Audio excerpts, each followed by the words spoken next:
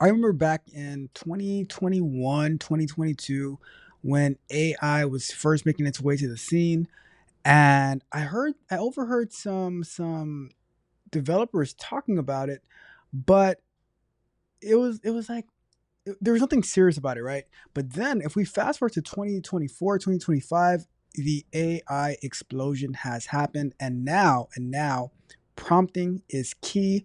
Prompting is king.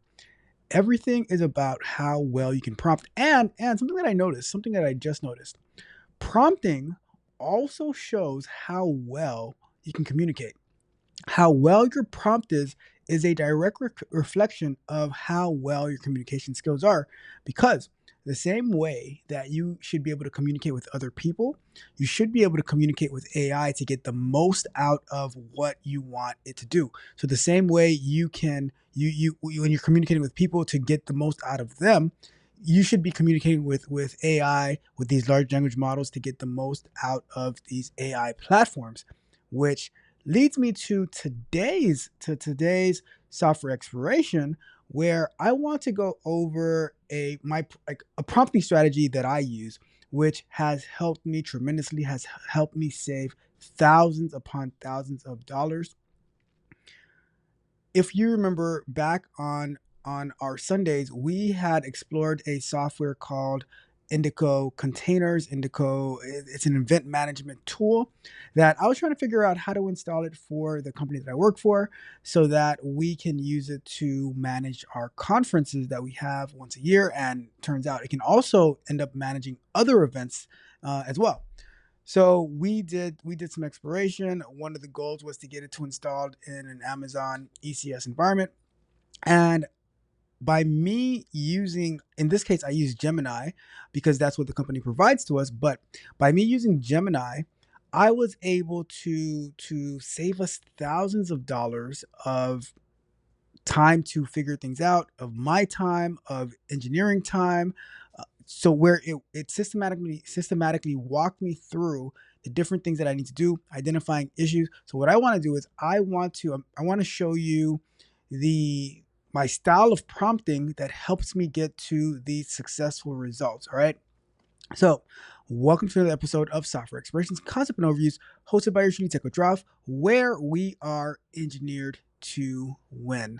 All right. So, what we're gonna do, I'm gonna take you to show you quickly what Indico containers are, what the Indico event management software is, so that you can have a good overview. We're not gonna go in and try to install it. I'm just going to show you what the software is, and then I'm gonna take you over to Gemini to show you what my prompting style is, what my prompting strategy is, and how I get to save to get a lot of cost savings and to provide more value into all the things that I'm doing. All right, so let's jump into it. So this right here is the website for Indico containers, where they are where it's just basically telling you what the tool is, right? And Indico is a event management system, right?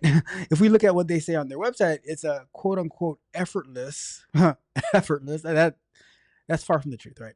But it's an effortless open source tool for event organization, archival, and collaboration. That it is, right? It is an open source tool for event organization, archival, and for collaboration. And it works pretty good, but getting it to a state where it's going to be usable takes some extra work. You can install it really really quickly locally in a dev environment, or you can install it on a EC2 instance, or on a Google instance, wherever, like, you pick your poison, right? But if you want it to be something that's scalable, to have more longevity, then you're going to want to get it installed in some type of a more productionized environment. They give instructions on how to do that, but the issue is with the instructions, it'll be running like on a standalone server, where it might not be very scalable. When speaking to the infrastructure team at my company, they said, you know what, it would be the best way to do it would be to install it on a managed Amazon Elastic Container Service.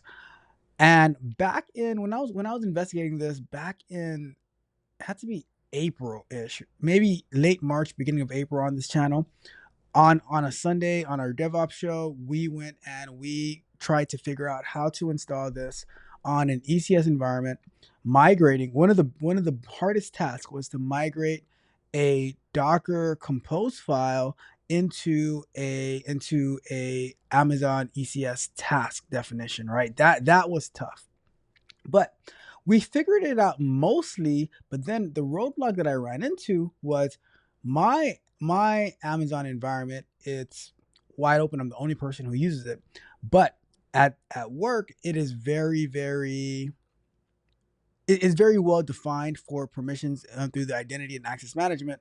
So I couldn't just the way that I would just go into my AWS console and do this and do that, log on to a container. I was not able to do that at work, so I had to find other ways around it.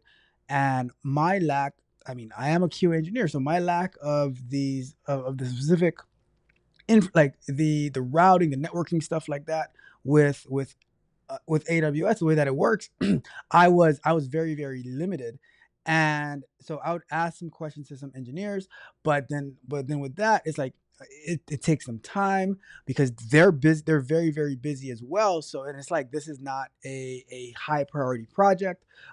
Basically, when we're putting on these conferences, it's just people who volunteer to be on the committee and they put it together.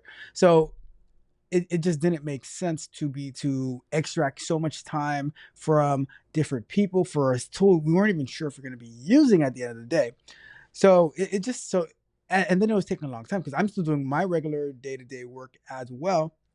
So when it came to doing the conference, we said, all right, let's not use it because we're running out of time. Let's not use this particular software this go around, but we still want to see if we can make some progress on it for future events, our conferences, company wide events, whatever it might be, right? So with that being said, what I decided to do the other week was, all right, now that I have some time on my hand, am I able to use a resource that I didn't really have available to me at the time? Because just recently, maybe within the past 2 to 3 months, we were provided access to a corporate access to Gemini. So I said, all right, I'm going to use Gemini. I'm going to work closely with Gemini to see how far we can get pushed forward in getting this application installed.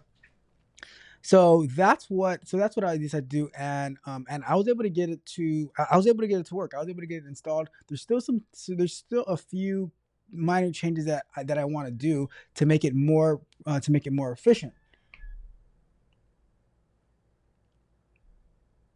So there's still a few changes that I want to do to make it more efficient.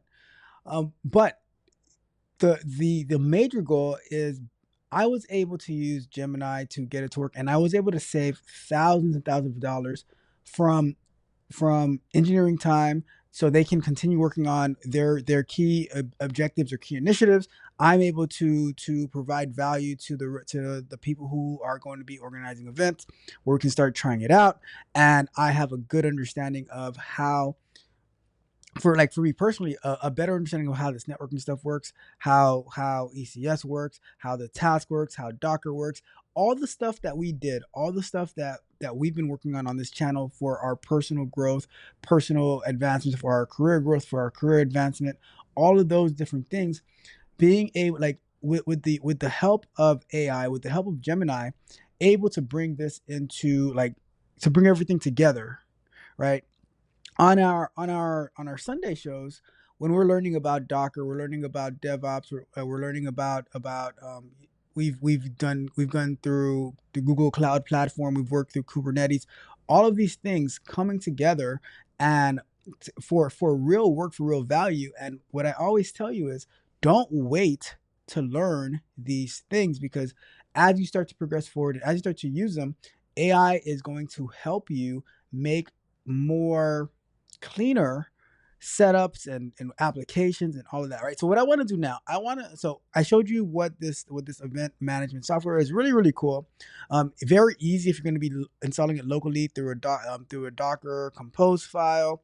But once you want to start deploying it into environments that's going to be long lasting, then it becomes a little bit more complicated, and that's what I that was my quest. That was my mission to try to figure it out.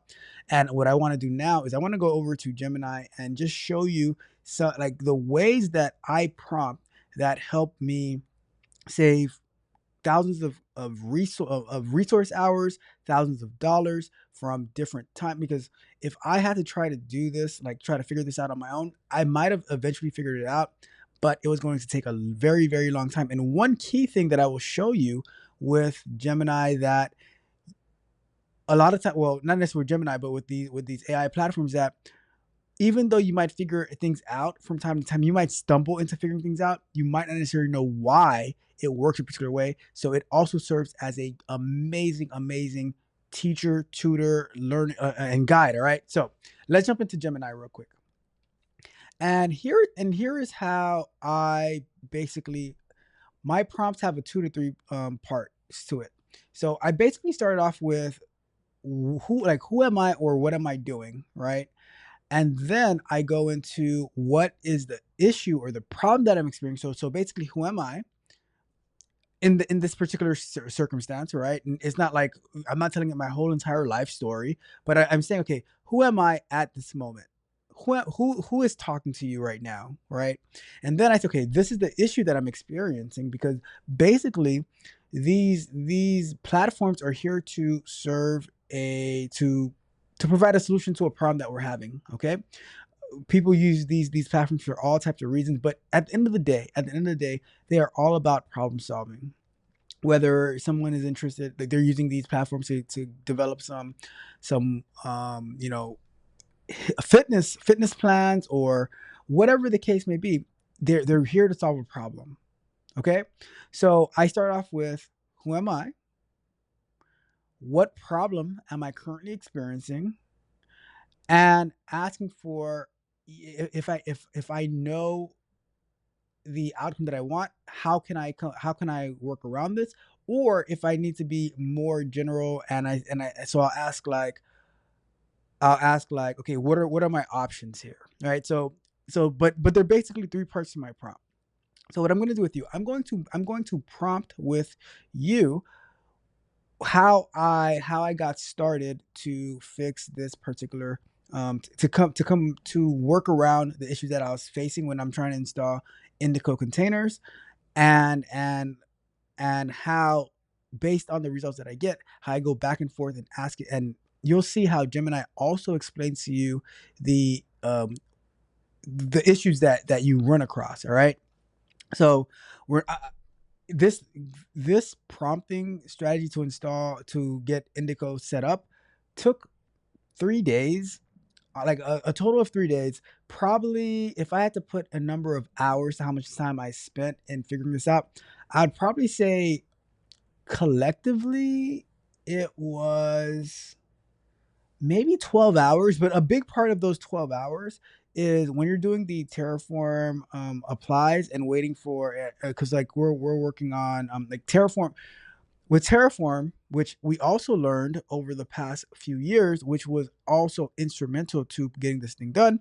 But with Terraform, you have to, it goes in, like when you apply it, it goes into the platform that you're working on, and it can take some time based on the test that's being done. Because like, let's say you're trying to set up a load balancer, that can take like 5-10 minutes. But if you're doing a small simple change, it might take a few seconds, right? So it just depends. But there's a lot of waiting in between, and then if things don't work, then you have to start over. And so it's just a cycle. So overall, it's the time to get everything figured out, everything set up. I'll probably say 12 to 16 hours that I spent collectively with prompting, applying, researching, things of that nature. Okay, but so we're gonna do this prompt together, and you'll see the results that I get, and I'm gonna do a follow-up prompt on how I get additional insight and explanation and things like that. All right, so let's go with this. So I would say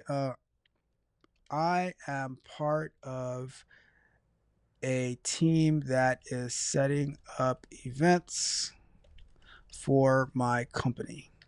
We would like to use the open source application called Indico Let's call it. I'll say events because there might be other things called Indico. I'm going to say Indico events management as a Docker, or not as well. I'm going to say that's right. Uh, Events management through their Indigo containers resource,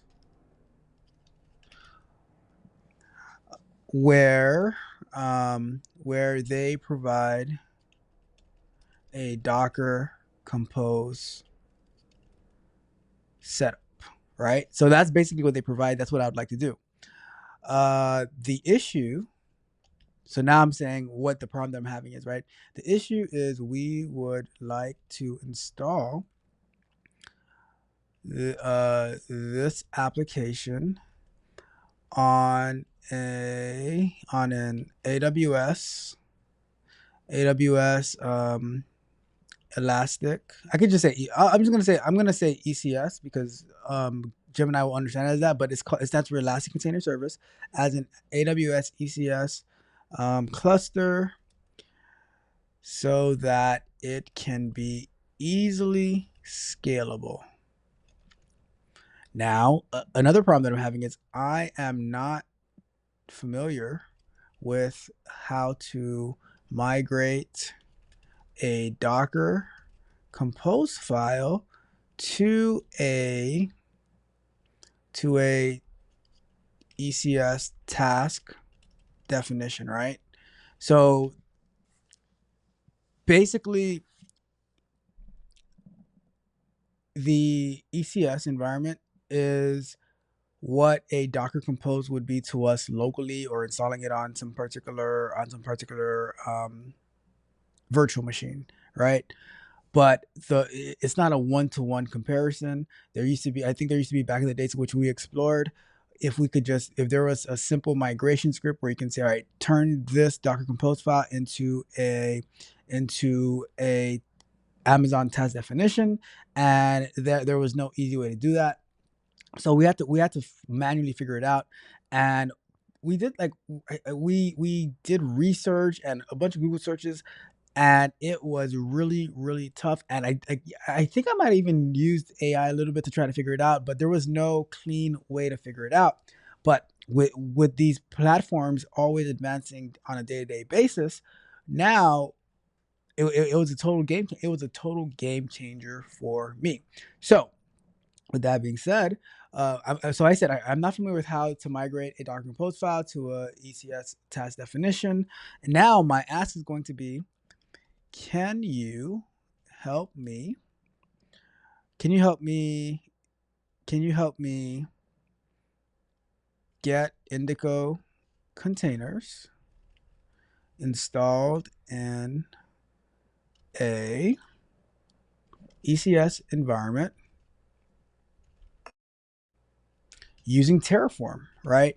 Because Terraform was a very, very big part of the access that you have. If I say just give it to me in an ECS environment, it's going to give me step by step how to log into Amazon, go here, go there, go there. But the problem is that is not what we're able to use. That's not what I want to use in this circumstance, right? So we want to be able to figure it out through Terraform, because I don't have permissions to use the AWS console, due to,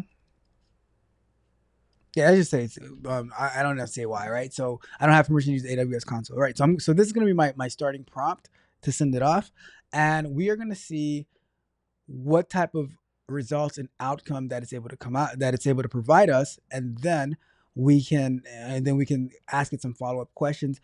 The thing that I love about using these platforms is that it will also explain to you why you are doing what you are doing, as opposed to you might ask somebody a question and they just give you a straight up answer.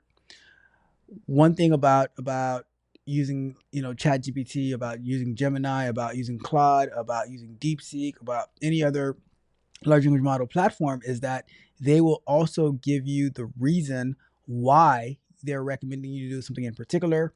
So while it serves as a guide on getting things done, it also serves as a great and amazing teacher as well. All right. So that's why I really, really appreciate these things. So now, let's see if I can zoom out just one bit.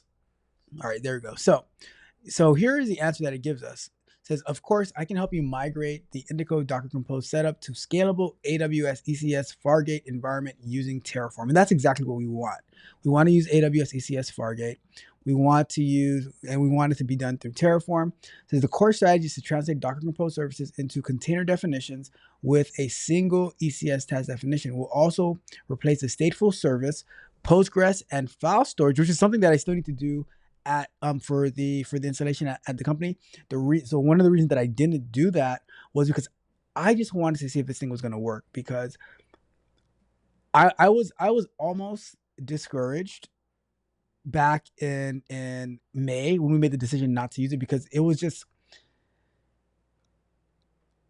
I was having permission issues to get things done, and just not having the right resources available to be able to push this thing over the line. And it was like such a cool software, and the people who are more in the corporate side, like they really wanted a tool that would make that we could easily manage it. Like I'm telling you, we're using Google, like a bunch of different Google Forms, Google spreadsheets, all this type of stuff. And it's like, if we can just have this one tool to manage everything for us, would be super awesome. But it's just like running into so many different obstacles trying to figure it out. And it's like, all right, well, I'm just gonna put it on the back burner for a while. There's like, it was just really intense to get this thing working. But then I'm like, all right, let me revisit this and see if I can go back and add value. So I said, all right, you know what? Skip the part of provisioning databases. I know that's going to work because we use a bunch of databases at work. Let's skip that part. Let's just see if everything stays within the container. How can we get this to work? So that's going to be my follow up prep, right? But let's read through this. Let's see everything that, for someone who is not the most well versed in AWS and DevOps. Like, I mean, I've been using AWS for a very, very long time. It has to be at more than 10 years that I've been having different types of access to AWS. But using it, like using it to this level, it has never been more prevalent in the past few years. All right, so let's continue reading. It says, we'll also replace the stateful services, Postgres, and file storage with managed AWS services, RDS and EFS, to ensure scalability and data persistence. So, and this is the part where, if you are someone who is very familiar with the infrastructure and stuff like that of AWS, then you're going to think about these things. But if you're not, you're just thinking, okay, well, let's just get everything done through the containers. But that's not the right way. The right way is to actually have these externalized databases where your application is connecting to, where it's able to store data and it's able to pull from the database, all of that. All right. So now, the next step is the architectural overview. It says, here's the architecture we'll build with Terraform. This design is scalable and follows AWS best practices. So a virtual private cloud, a isolated network foundation for all of our resources. So that's like we learned that going through DevOps and going through Terraform. One of the most amazing things about going through the Terraform course that we did is that it literally forced us to learn a lot about AWS, where we had to go into AWS so many times so that we would have to go into AWS so many times so that and do things manually so that we can know how to apply it in a Terraform environment. So that was one, and I'll put the link to the course that I took on Udemy for Terraform in the description of the video. But it was really, really helpful. So then next up, we have an application load balancer, distributes incoming web traffic across your Indico task. And for someone who might not be that well versed in these cloud infrastructure technologies and architectures, just reading this alone is giving me a really, really quick overview and insight of what all these different services that AWS offers and all these other platforms offer, what they do. So now it's starting to stick into my mind. So now next time when I need to do this, I'm like, okay, this is what the application load balancer does. This is what the VPC does. And the ECS cluster, a logical grouping for our application services. We'll use the Fargate launch type so you don't have to manage any web servers. Perfect, right? ECS task definition. This is the blueprint for your application. It will define 4 containers that run together as a single unit, a task, right? So basically, one task has all the different things that are running. Now, here's the kicker. Here's the kicker, right? So if we read what these containers are, we have Nginx, the web server that is exposed to the application load balancer. And the thing is, when I was using it via a Docker container, the Nginx could have been baked into the whole application, but on AWS, it said, you know what, we're going to use a separate container so that we could for Nginx, and then we're going to flow that traffic to the main application. So the main application, Indico, the main application web process. Then we have Indico Celery. We have the background worker process, and we have Redis in memory cache used by Indico. In part of the Docker Compose file, they also had Postgres in there. They had Postgres in there because the database is getting started via a Docker container, but being that they said, okay, we're not going to be using Postgres for running it in this type of environment, this productionized environment. So that's going to be a separate thing. So it's not even included inside of the test definition. All right. Next up, the ECS service. This launched. So like I said, this is also giving us a very, very good breakdown of what all of these different tools do. These different services that Amazon Web Services provides. So ECS service. This launches and maintains the desired number of tasks. Always run at least 2 copies of my Indico task. It handles auto scaling. And then we have RDS Postgres SQL. So this is RDS for Postgres SQL. So this is where the database is being externalized, not to run within the cluster. But I said, you know what? Just so we can figure this out, let's run within the cluster. But it says a managed database service. This replaces the running Postgres in a container, which is not suitable for production. Exactly. So that's what I set it up in a way that's not so suitable for production, because I just wanted to test it out to make sure it's ready. But now that I see it's working, and if we say, okay, this is what we're going to use, I'm going to strip out the Postgres task in the task definition, the Postgres container, and we're going to say, all right, set up RDS for our to use the managed services that AWS provides, right? EFS, Elastic File System, a managed shared file system. This will be used for Indico archive directories so that all running tasks can access user uploaded files. When I was setting this up manually, I had so many permission issues, VPC issues, networking issues with the EFS that I said, you know what? Let's not use EFS in this trial setup just to get it to work. So I stripped that out. But so now, based on the things I need to do, I need to like the customizations, the CSS stuff, all that, to make it more personalized to my company. I'm going to add back in EFS. But now that I know that I can use Gemini to figure these things out, I'm going to put Gemini. I'm going to say, all right, Gemini, how do I figure this out? How do I do this? How do I do that? And it's going to help me get that right setup. But EFS, a managed shared file system. This will be used for Indico's archive directory so that all running tasks can access user uploaded files. And then the secrets manager to securely store and inject the database password into our application. So it is giving us a good breakdown of all the different resources from AWS that we'll use and why we will be using them and what they actually do, which, like I was saying earlier, if you're just relying on asking somebody a question, so this might end up being like 5 different times you have to reach out to a person, and now you have to distract them from what they're doing, take up their time, their resources, company resources to work on this stuff, where you can just say, all right, Gemini just gave me the whole enchilada, all the information that I need to know so that we can get started, okay? But wait, there is more. So if we go down to the prerequisites, right?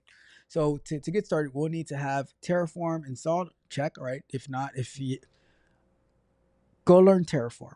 If you want to be in DevOps, if you want to be a software engineer, whether it's front end, back end, infrastructure, you need to learn Terraform. Site reliability engineer, you need to learn Terraform, right?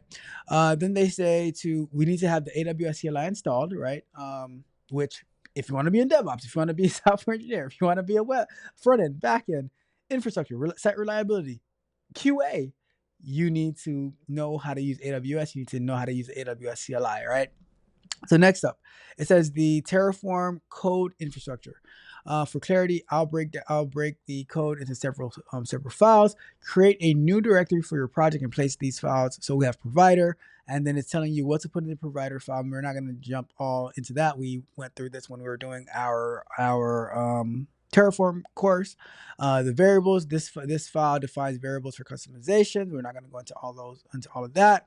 Now we're setting up the network, and it's basically telling us how to set up our VPC, then how to set up our subnet, which is very, very important, having the right subnet. So many different aspects, because like when I went to school, and we were learning about subnets and how they're broken down, and now 20 years later, we're talking about subnets and public subnets, private subnets, how to set them up on AWS, and how they are related to the application load balancer. All right. So we keep going. So this is setting up the subnet. Create private subnets for the ECS tasks. So you need the public subnets for the application load balancer. You need the private subnets for the ECS tasks in the database. So it's giving you all the code and telling you. I love this about these platforms, is like in the comments they'll tell you, okay, this is exactly what this is for. So now let's say you just copy and paste this code into your IDE. Now you have the comments on, okay, exactly what this is doing. So now I know that, okay, the private subnet is for the ECS task, the public subnet is for the application load balancer, and then data source to get availability zones, internet gateway for public subnets. So you're creating that. And let's see, it says route table for public traffic. So you're setting up the whole network as well, and it's telling you what is what. All right. I'm not going to read it. So security groups are very, very important, because security groups, it says, okay, what is going to be able to access your application and what is not going to be able to access your application. Security groups is a huge component of AWS and all these other providers, right? So it's giving you all the setup. So you can just simply copy and paste these different, like you create the file that it tells you, copy and paste the code into those files, and then once you have all that done, so here we're setting up for the RDS, security group for RDS. Let's see, security group for the EFS, which I definitely need to go back and revisit this part to figure this part out. And so you have all that done. And it says this file. So now you have to create a separate file for the database and for the EFS. This file creates a RDS database, the secrets for its password, the secret for its password, and the EFS file system. All right. So secrets manager. Then we have the where you define your secret. Something that I learned was, because we use the Terraform, like we don't do it through the command line. We have a whatever that service is from HashiCorp, like there's a section in there where you can go and store your passwords, and so now when you tell, and I'll show you that too, right? And you tell Terraform to pick up the password from this location, so you don't have, like, because if you have it locally, it's not going to pick it up locally, and you don't want to hard code it into your application. All right. But it's setting up all the details for the database. It's going to do the same thing for the EFS. So it's setting up your database over here. Create the EFS file system. And then, so now you have to set up, you're setting up everything. So now you're setting up your application load balancer, all the little details that you have to set up. And then, so now you're setting up the EFS. This is where we'll translate. So the ECS, this is where we're going to translate our Docker compose file. So we set up our ECS cluster, then we set up our logs, and once we get to so this is the identity and access management. But once you get to the task permissions, or the task definition, that's where so here, this is the task definition. This little piece right here, it is crucial, because that is where you actually start doing that migration to convert a Docker Compose file into a task, into like the ECS task, right? So it's specifying here, where is it? So it's specifying here. So this is going to be the Nginx container, right? and then this is going to be the Indico container for like the main application. And it's just going down the list, right? We're not, I'm not going to go deep into that, but what I want to do after you set everything up, right? After everything is set up, and here's what I do when I run it. Based on, like, if it works, great. If it doesn't, I'm gonna say, all right, I got this error, which I'm not able to run it right now, so I don't have error. But I'll say, what I'm gonna do is says when I did the Terraform apply, I got this error when the task was trying to start up, and this is a big issue that I had over and over. It might have been because of the infrastructure that I have, but when the task was trying to start up, and I will just literally copy that error message into the prompt, and it's gonna go and say, okay, the reason that you're having this error is because of this. This is how we're gonna fix it. And it says, okay, go try this, go try that, and it doesn't always work. Sometimes it hallucinates, but the thing is, with these platforms, they're using the documentation that they have from the like whoever is building, like whoever set up the application, and a lot of times the documentation is terrible. So sometimes it's going to hallucinate a little bit to say, okay, this is the way that quote unquote should work. So let's try it. It doesn't always work out that way, and I mean, I learned that, but I don't really mind the hallucinations because they give you different ideas to try to push forward and try to win. All right. So I don't have error in this case, but here's what I'm going to do. I'm going to say I'm going to say this, right. When trying to set this up in the past, I kept on having errors. Um, so with errors, right? So I'm going to say, could we modify this to um, to to make sure it works by including the Postgres for now in the task definition. So once I see it working, then I can migrate it to using the AWS RDS service, right? So if I send that, so as you already see, it's adjusting it, implementing container database, all of that, so that we can have another way to get it to work in this environment, and then in the future we can put it the right way, the final way that we'd want it to be. All right, so let's simplify the setup to get it running first. Because I like to get things running first. I like to work progressively. I see something running. I see it working, and then it's okay. Now let's get to the next step. Let's get to the next step. Let's get to the next step until we get to our final destination. A lot of times we try to just get everything done out of the way, and we don't even know where things are going wrong. So for me, doing it this way, it always it takes me down these little details, these little rabbit holes. And I'm like, all right, get this part working. Just get this part working, and I learn a lot more that way as well. All right. So of course, let's simplify the setup to get it running. First, we'll modify the plan to include the Postgres database as a container within the same ECS task, just like the Docker Compose. It says this provides the Postgres for testing and validation only. Because the database is running inside a container, the data will be completely erased every time the task stops, restarts, or is replaced. Right. So that's the key thing. Every time something happens, it's gonna wipe everything out, and that's why we want to get it into the RDS for any real world use, right? So and it updated the Terraform, modified the variables, the ECS, the provider. If we just go down to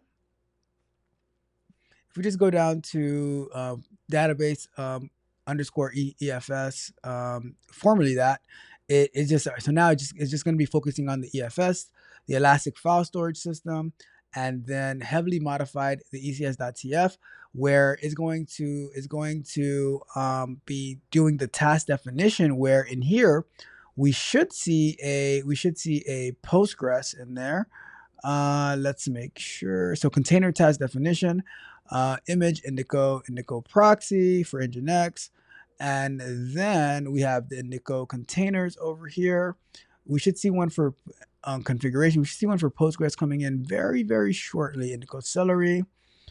Let's see. That goes for Redis, and then Postgres container non-persistent, right? So, but that's how I'm always prompting back and forth, back and forth. And once I get an error, I copy that error, put it in there, see, okay, what are some ways that are going to fix it? Sometimes it does not fix it because for whatever reason, different environments don't always work in the same way.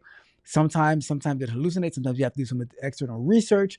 So many different things that we need to do in order. And this with this here, right? It is going to give it to you. It is going to give it to you in a way that is going, like, let's say you have full access to your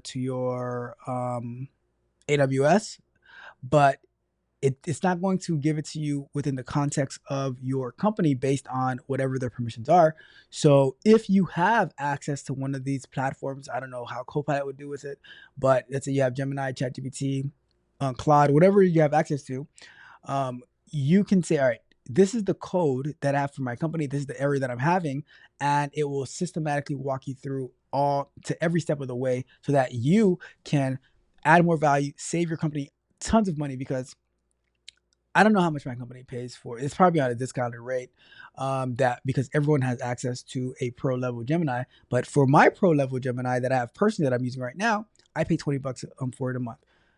The amount of time, like this $20 is a drop in the bucket for the investment of time that I am saving. Like I save so much time by doing it this way, get a full explanation, get better understanding, understanding what the load balancer does, understanding what the subnets are doing, the public subnet, the private subnet. Private subnet is for the task definition. Public subnet is for the application load balancer, the VPC, all those things.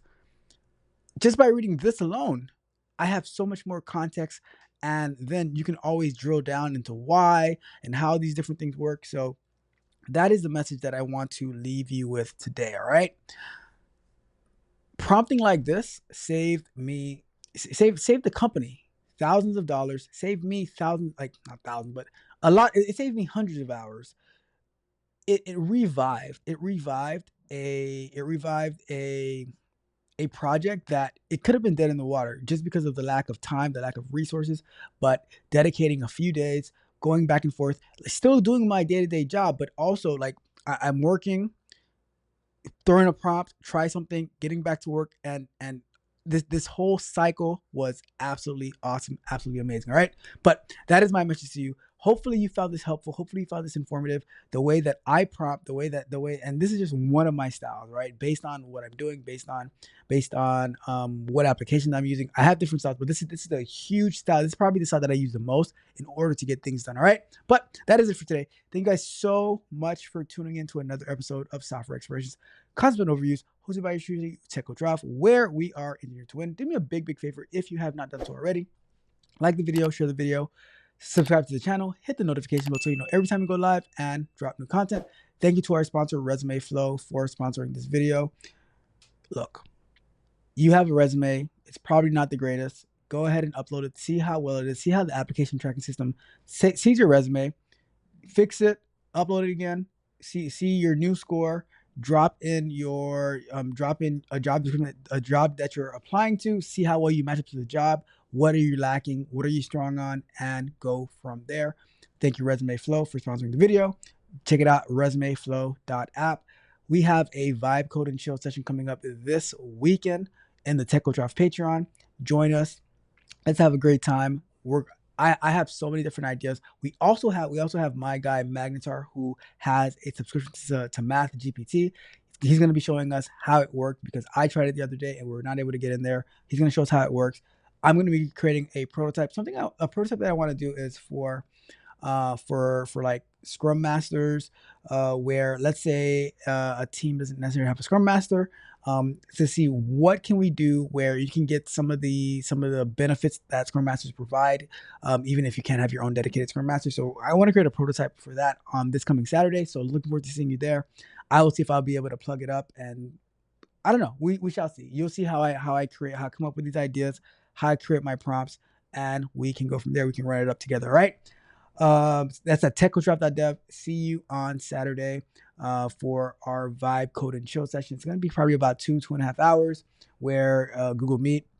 You guys come up, we talk, we have a conversation, all of that good stuff, right? But that's it. You guys have a wonderful, wonderful Wednesday, a wonderful rest of your week. It's hump day. We are going to work even harder to finish the week off strong. Tech Coach Ralph, we are out. You said it was a vibe, but it's 6 feet deep. Now I'm digging through the rubble of the plans I keep. You flipped the switch, you flipped the script, left me stranded on a sinking ship. Asked for one thing, just one, but you spun the whip, now it's all undone. Chasing tails, chasing ghosts, there's myself in the code I host. You said it was a vibe I could ride, but now it's a tide. You kill my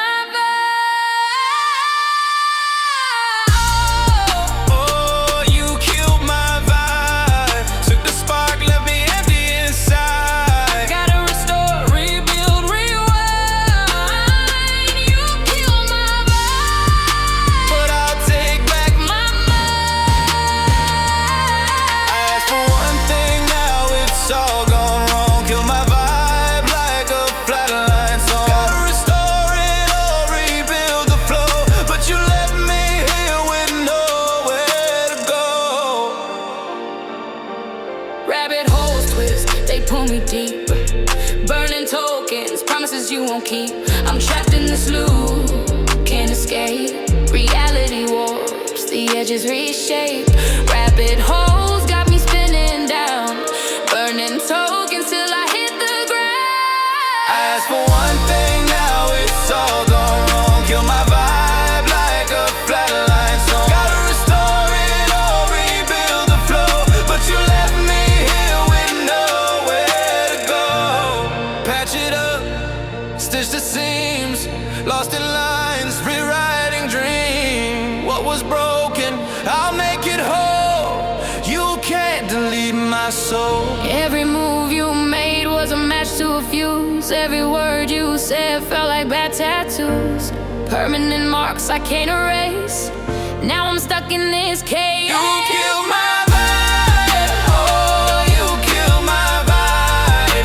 spark, let me empty inside. I gotta restore, rebuild, rewind. You killed my vibe, but I'll take back my mind. I asked for one thing, now it's all gone wrong. Kill my vibe like a flatline song. Gotta restore it or rebuild the flow, but you left me here with nowhere to go. Lies don't lie, but you bent the truth. You broke the rhythm, now I've lost my groove. I'll patch it up, I'll make it new, but I won't trust that vibe from you.